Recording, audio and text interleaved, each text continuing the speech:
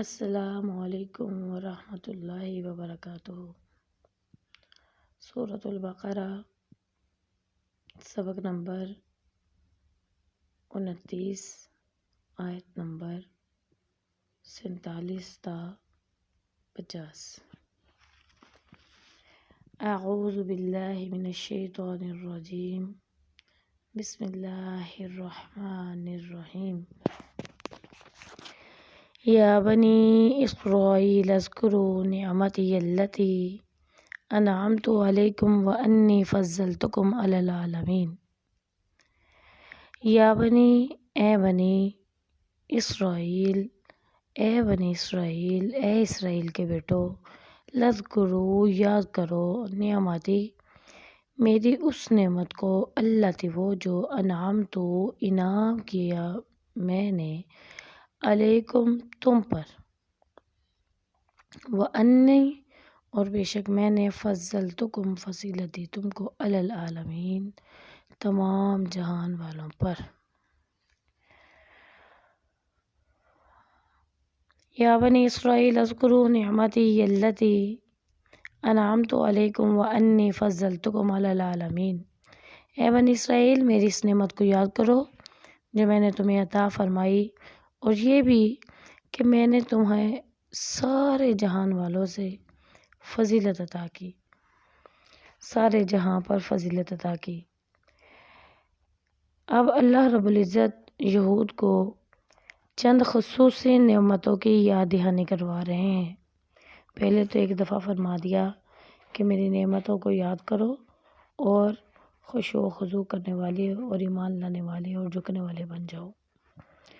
لیکن اللہ رب العزت اب اپنی ایک ایک نعمت کو یاد کرواتے ہوئے سختی سے ڈانٹ کے ساتھ ارشاد فرما رہے ہیں کہ یاد کرو میری ان نعمتوں کو، اس نعمت کو، وہ جو میں نے تمہیں فضیلت دی۔ کون سی نعمت؟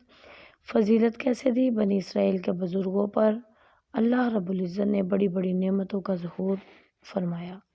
مثلاً ان میں رسول مبعوث ہوئے، بادشاہ بھی بنے، ان پر آسمانی کتابیں بھی نازل ہوئیں،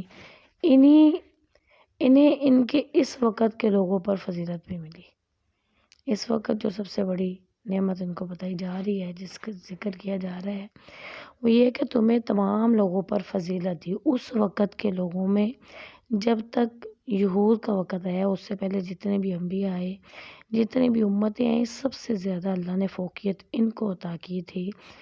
تو جیسا کہ اسی آیت میں فرمایا کہ ہم نے بنی اسرائیل کو اس زمانے کے لوگوں پر فوقیت عطا فرمائی۔ یہ فوقیت ان کو ان سے پہلی امتوں پر تھی، لیکن اب جو فوقیت ہے وہ امت محمدیہ کو عطا کی گئی۔ بنی اسرائیل کو تمام عالم پر فضیلت دی گئی تھی، مگر جب انہوں نے اس نعمت کی ناشکری کی، قرآن اور آپ صلی اللہ علیہ وسلم کی تکذیب کی اور طرح طرح کی نافرمانیاں کی، تو ان سے یہ نعمت چھین لی گئی اور وہ غضب کے مستحق قرار پائے۔ اب امت محمدیہ جو ہے متفقہ طور پر ان سے افضل ہے، فرمان الہی ہے، تم وہ بہترین امت ہو جو لوگوں کو فائدہ پہنچانے کے لیے پیدا کی گئی ہو۔ تم لوگوں کو نیکیوں کا حکم کرتے ہو اور انہیں برائیوں سے روکتے ہو اور اللہ پر ایمان بھی لاتے ہو۔ اگر اہل کتاب بھی ایمان لے آتے تو ان کے لیے اچھا ہوتا۔ یہ سورہ آل عمران کی آیت نمبر 110 میں اللہ رب العزت نے فرمایا تھا۔ حضرت ابراہیم علیہ السلام بنی اسرائیل سے پہلے تھے، جو تمام انبیاء سے افضل ہے، اور رسول اللہ صلی اللہ علیہ وسلم کے بعد، رسول اللہ صلی اللہ علیہ وسلم ان کے بعد آئے، جو تمام انبیاء کے سردار اور دنیا آخرت میں تمام لوگوں کے سرتاج ہیں۔ رسول اللہ صلی اللہ علیہ وسلم نے فرمایا تم سے 70 امتیں پوری ہو جاتی ہیں۔ اپنی امت کو فرمایا تم سے 70 امتیں پوری ہو جاتی ہیں، تم اللہ کے نزدیک ان سب سے بہتر اور قابل احترام ہو۔ الحمدللہ، اللہ کا شکر ادا کرنا چاہیے اس بات پہ کہ اللہ رب العزت نے ہمیں تمام امتوں سے افضل اور قابل احترام بنا دیا۔ اس حدیث کو ترمذی نے روایت کی ہے۔ اگلی آیت میں اللہ فرماتے ہیں وَاتَّقُوا يَوْمًا لَا تَجْزِي نَفْسٌ عَن نَفْسٍ شَيْئًا وَلَا يُقْبَلُ مِنْهَا شَفَاعَةٌ وَلَا يُؤْخَذُ مِنْهَا عَدْلٌ وَلَا هُمْ يُنصَرُونَ۔ وَاتَّقُوا، اور ڈرو یومن اس دن سے لا تجزی نہیں کام آئے گا کچھ بھی النفس کسی نفس کے شیئن کچھ بھی کوئی نفس کسی کے النفس کوئی نفس النفس کسی کے بھی یا تم ایک دوسرے کے شیئن کچھ بھی کام نہ آ سکو گے ولا اور نہ یقبلو قبول کی جائے گی منہا اس سے شفاعتن سفارش ولا اور نہ یوخذو لیا جائے گا منہا اس سے عدل بدلہ ولا اور نہ ہم وہ ینصرون مدد دیے جائیں گے یا ان کو کسی قسم کی مدد نہیں ملے گی۔ پہلی آیات میں یہود کو نعمت یاد دلا کر دعوت اسلام دی گئی ہے۔ اب انہیں قیامت کے سخت ترین عذاب سے ڈرایا جا رہا ہے۔ میں نے آپ کو پہلے بھی بتایا تھا کہ پچھلے رکوع میں بڑی محبت سے انہیں اسلام لانے کی دعوت دی گئی، لیکن اب اللہ کا خوف، اللہ کی یاد دلائی جا رہی ہے، اللہ کا خوف دلایا جا رہا ہے اور سخت ترین عذاب سے ڈرایا جا رہا ہے اور ڈانٹ کے ساتھ کہا جا رہا ہے کہ تم ایمان لے آؤ، اگر تم ایمان نہیں لاؤ گے تو پھر کل قیامت کے دن نہ تو تمہاری کوئی سفارش کرے گا اور نہ ہی تم سے کوئی بدلہ لیا جائے گا۔ اللہ فرماتے ہیں سورہ زمر کی آیت نمبر 7 میں اللہ فرماتے ہیں کوئی کسی کا بوجھ نہیں اٹھائے گا۔ پھر فرمایا ایک اور جگہ پہ آیت نمبر 34 سورہ عبس لوگوں اپنے رب کے عذاب سے ڈر جاؤ اور اس دن کا خیال کرو جس دن باپ بیٹے کے اور بیٹا باپ کے کچھ بھی کام نہیں آئے گا۔ کفار کو قیامت کے دن شفاعت اور فدیہ کوئی فائدہ نہیں دے گا۔ قیامت کے دن کفار کے لیے کسی کی شفاعت اور سفارش کام نہیں آئے گی۔ اللہ تعالیٰ کا فرمان ہے انہیں سفارش کرنے والوں کی سفارش بھی ان کے حق میں مفید ثابت نہیں ہوگی۔ سورہ مدثر کی آیت نمبر 48۔ اور نہ کوئی فدیہ قبول کیا جائے گا اور نہ ہی کوئی دوستی کام آئے گی۔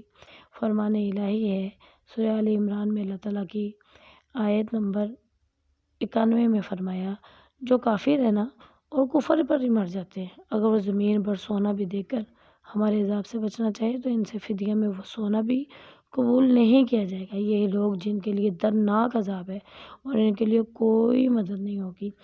اس دن کوئی خرید و فروخت کام نہیں آئے گی اور نہ ہی کوئی دوستی کام آئے گی۔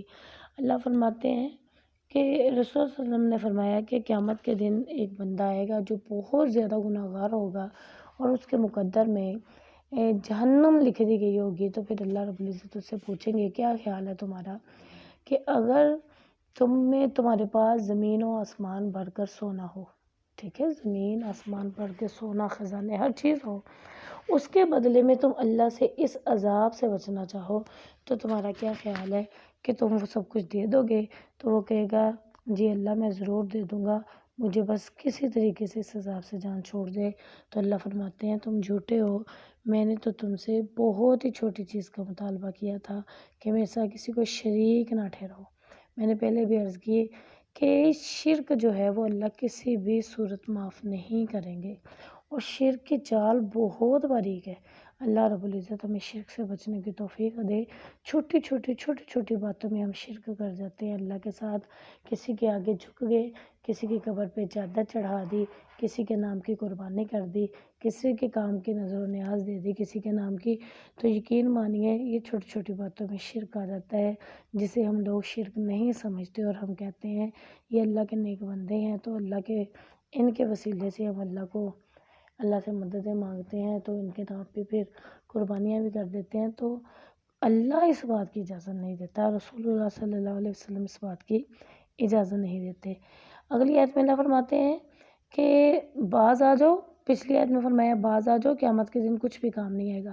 اب ایک اور جگہ ایک اور اپنی نعمت کی یاد دہانی کروا رہے ہیں وَإِذْ نَجَّيْنَاكُم مِّنْ آلِ فِرْعَوْنَ وَيَسُومُونَكُمْ سُوءَ الْعَذَابِ يُذَبِّحُونَ أَبْنَاءَكُمْ وَيَسْتَحْيُونَ نِسَاءَكُمْ وَفِي ذَلِكُمْ بَلَاءٌ مِّن رَّبِّكُمْ عَظِيمٌ۔ وَإِذْ اور جب نَجَّيْنَاكُم نجات دی ہم نے تم کو من آل فرعون آل فرعون سے، یسومونکم پہنچاتے تھے تم کو سوء العذاب برا عذاب، یذبحون وہ ذبح کرتے تھے ابناءکم تمہارے بیٹوں کو، ویستحیون اور زندہ رکھتے تھے نساءکم تمہاری عورتوں کو، وفی ذالکم اور بھی جس کے بلاء و آزمائش تھی، من ربکم تمہارے رب کی طرف سے عظیم بڑی۔ اللہ سبحانہ و تعالیٰ نے یہود کو فرعون اور قبطیوں کے ظلم سے نجات عطا فرمائی تھی، جن کا یہود کے ساتھ وحشیانہ سلوک تھا اور یہودی ان کے ہاتھوں طرح طرح کے عذابوں میں گرفتار تھے۔ ٹھیک ہے، اور آیت نمبر 47 میں اللہ تعالیٰ نے بنی اسرائیل کو اپنی نعمتوں کی طرف توجہ دلائی۔ پھر ایک بہت بڑی نعمت یہ بھی بتائی کہ ہم نے تمہیں فرعون کے ظلم سے نجات دلائی۔ پھر بنی اسرائیل کو ایک بہت بڑی آزمائش کی طرف اس کو یاد دلائی گئی کہ فرعون جو تھا یذبحون ابناءکم، ذبح کرتا تھا تمہارے بیٹوں کو اور تمہاری عورتوں کو چھوڑ دیتا تھا۔ اس میں بھی تمہارے لیے بہت بڑی مصیبت تھی، بڑی آزمائش تھی، تو اللہ نے تمہیں بچا لیا۔ بلا کے معنی جو ہے وہ آزمائش کے ہیں، کبھی تو دکھ دے کے اللہ آزماتا ہے، کبھی عیش و عشرت عطا فرما کر آزماتا ہے۔ اس کے بچوں کو جو ذبح کرنے کا واقعہ ہے کہ لڑکوں کو ذبح کرتا تھا اور عورتوں کو زندہ چھوڑ دیتا تھا، یہ انشاءاللہ آگے تفصیل کے ساتھ بیان کیا جائے گا۔ ٹھیک ہے، پھر اگلی آیت میں اللہ فرماتے ہیں، اسی میں اللہ نے فرمایا کہ میں نے تمہیں اس کے اس ظلم سے نجات دی۔ وَإِذْ، اور جب فرقنا پھاڑا ہم نے بِكُمُ الْبَحْرَ تمہارے ساتھ دریا کو، فَأَنْجَيْنَاكُمْ پس نجات دی ہم نے تم کو، وَأَغْرَقْنَا اور غرق کیا ہم نے آل فرعون کو، وَأَنْتُمْ اور تھے تم تنظرون دیکھ رہے۔ اچھا، اللہ رب العزت نے مختلف اب اپنے واقعات یاد کروانے شروع کر دیے ہیں کہ پہلے میں نے تمہیں تمام جہانوں پر فضیلت دی، پھر فرمایا میں نے تمہیں اس کی مصیبتوں سے، پریشانیوں سے نجات دی، پھر فرمایا کہ میں نے تمہیں اتنی بڑی آزمائش سے نکالا کہ وہ تمہارے بیٹوں کو ذبح کر دیتے تھے۔ ٹھیک ہے، اب آگے کیا فرماتے ہیں کہ جب تم میں سے چند ایک لوگ ایمان لے آئے، ایمان لانے کے بعد پھر اللہ رب العزت نے تمہارے لیے جب حکم دیا، اللہ عز نے بنی اسرائیل کے سامنے فرعون کو غرق کر کے حکم دیا تھا کہ یہاں سے نکل جاؤ۔ حضرت موسیٰ علیہ السلام کو اللہ رب العزت نے حکم دیا تھا کہ ان چند ایک جو تمہارے ساتھ مسلمان ہیں ان کو لے کر رات کے وقت مصر سے نکل جائیں۔ وہ نکل گئے، فرعون بھی اپنے لشکر کو لے کے ان کے تعاقب میں نکل آیا، پیچھے کہ ہم ان کو پکڑ کے قتل کر دیں گے۔ سامنے دریا تھا، بنی اسرائیل کے کلیجے تو منہ کو آگے دریا کو دیکھ کے موسیٰ علیہ السلام نے اللہ تعالیٰ سے دعا کی اور اللہ نے وہی بھیجی کہ پناسا پانی پر مارو۔ جب پانی پر مارا گیا تو پانی پھٹ گیا اور اس میں سے 12 راستے بن گئے، پانی راستوں کے دونوں طرف دیواروں کی طرح کھڑا ہو گیا۔ ٹھیک ہے، اور حضرت موسیٰ علیہ السلام ان راستوں سے اپنے ساتھیوں سمیت دریا پار کر گئے۔ جب ان کو دیکھا فرعون نے کہ بیچ میں سے گزر گئے تو اس نے سوچا چلے ہم بھی ادھر سے گزر جاتے ہیں۔ جب فرعون لشکر سمیت دریا کے درمیان میں آ گیا تو جو پانی دیواروں کی طرح کھڑا تھا وہ آپس میں مل گیا اور فرعون سمیت پورا لشکر غرق ہو گیا۔ بنی اسرائیل کو یہ نجات محرم کی 10ویں تاریخ کو ملی تھی، اس لیے یہودی بطور شکرانہ 10 محرم کا روزہ رکھتے ہیں۔ نبی علیہ السلام نے فرمایا میں حضرت موسیٰ علیہ السلام کی سنت کا زیادہ حقدار ہوں، یعنی جب انہیں فرعون سے نجات ملی تھی تو انہوں نے اس دن 10 محرم کا شکرانے کے طور پہ روزہ رکھا تھا، تو رسول اللہ صلی اللہ علیہ وسلم نے فرمایا کہ میں زیادہ حقدار ہوں کہ نبی موسیٰ کی اس سنت کو پورا کروں۔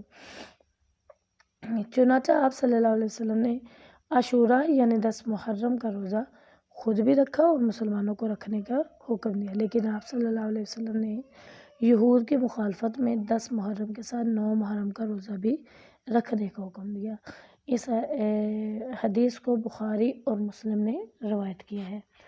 اچھا، اس میں اب اللہ اپنی ایک ایک نعمتوں کو یاد کروا رہے ہیں۔ اللہ کی نعمتوں کو کبھی نہیں بھولنا چاہیے جو اللہ نے ہمیں عطا کی ہیں۔